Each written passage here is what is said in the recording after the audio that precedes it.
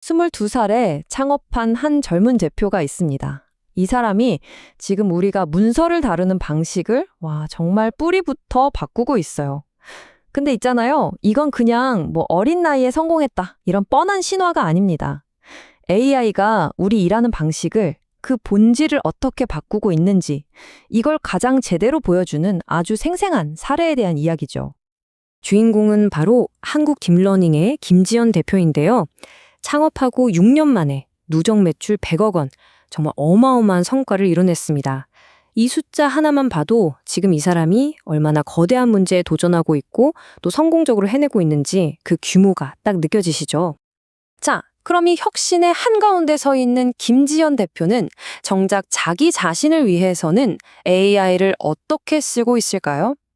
이렇게 빠르게 변하는 세상에서 최고의 효율을 내기 위한 그녀만의 비밀 무기 한번 살짝 들여다보겠습니다.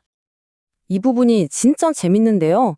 그녀는 AI를 그냥 가끔 쓰는 수준이 아니에요. 아예 업무 흐름 자체에 완전히 녹여냈습니다. 슬랙봇이 최신 기술 뉴스를 실시간으로 요약해서 가져다주고 챗 GPT로는 팀원한테 줄 피드백을 순식간에 전문적인 문장으로 다듬어버려요. 심지어 복잡한 논문도 단 몇 분이면 핵심만 쏙 파악해내니까 이건 AI를 정말 제대로 부리고 있는 셈이죠. 그럼 이런 도구들이 실제 업무에서 얼마나 큰 차이를 만들까요? 지금부터 그 엄청난 효율성 향상이 어떤 건지 구체적인 숫자로 한번 체감해 보시죠. 이거 보세요. 정말 믿을 수 없을 만큼 간단하죠? 팀원에게 피드백을 주는 사실은 꽤 신경 쓰이는 관리 업무잖아요. 근데 그냥 핵심 아이디어만 툭 던져주면 AI가 프로페셔널한 문장으로 완성해주니까 문장 다듬내라 고민하고 타이핑하는 시간이 말 그대로 증발해버리는 겁니다. 여기서 제일 중요한 건 바로 속도예요. 와, 보세요. 바로 이겁니다.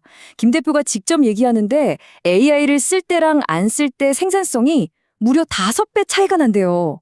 5배! 생각해보세요. 예전에는 자료 하나 찾으려면 30분은 꼼짝없이 앉아있어야 했잖아요. 근데 이젠 그게 딱 5분이면 끝난다는 겁니다. 이건 그냥 걷는 거랑 로켓 타고 가는 것의 차이, 딱 그 느낌 아닐까요? 자, 지금까지는 우리가 흔히 쓰는 범용 AI가 얼마나 대단한지 봤습니다. 하지만 이런 훌륭한 도구들도 쩔쩔매는 아주 중요하고 어려운 비즈니스 문제가 있거든요. 바로 여기서부터가 진짜 이야기의 시작입니다. 이 질문이 바로 오늘 이야기의 핵심입니다.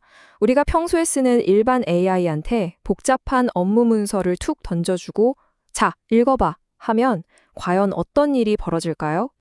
결과는 이렇습니다. 엉망진창이죠. 구글 OCR 같은 일반 도구로 주주 명부 이미지를 읽게 했더니 그냥 보이는 글자들을 순서 없이 나열할 뿐이에요.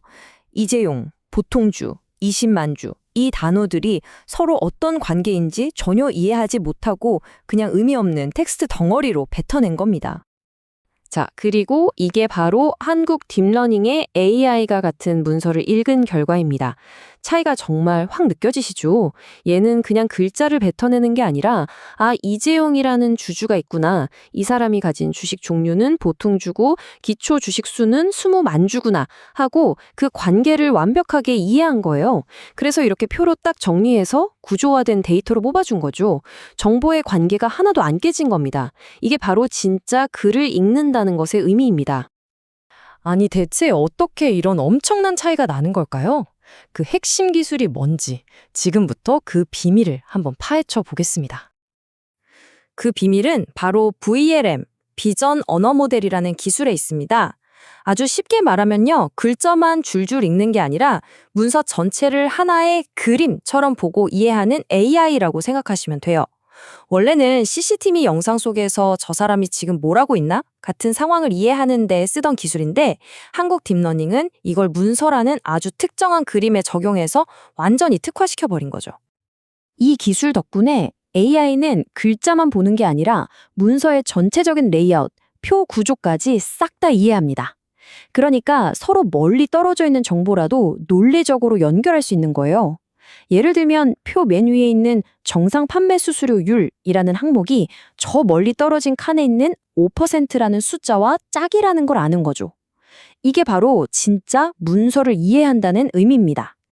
김 대표가 이 점을 굉장히 강조하는데요.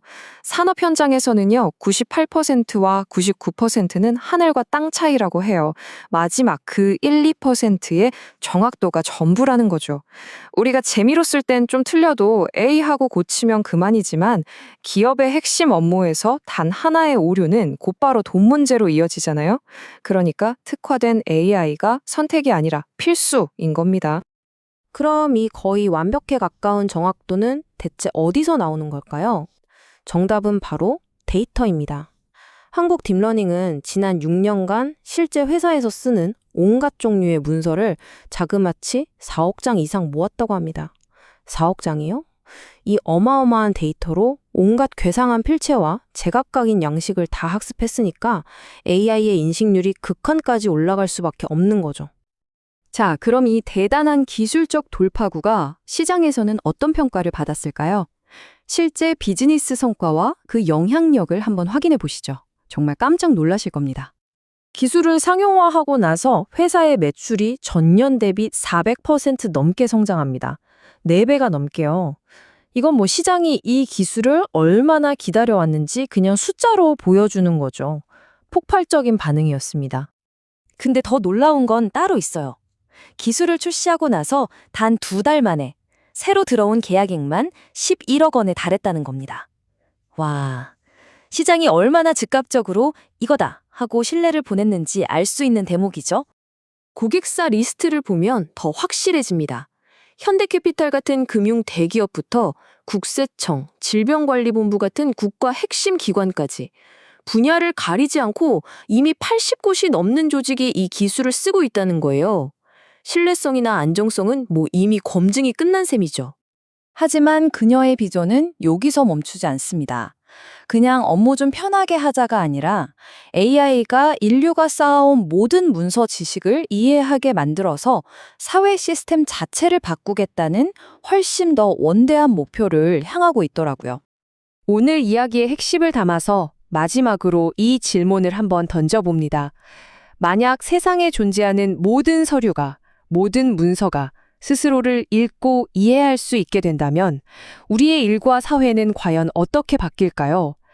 그 거대한 변화의 시작을 우리는 지금 보고 있는 건지도 모릅니다.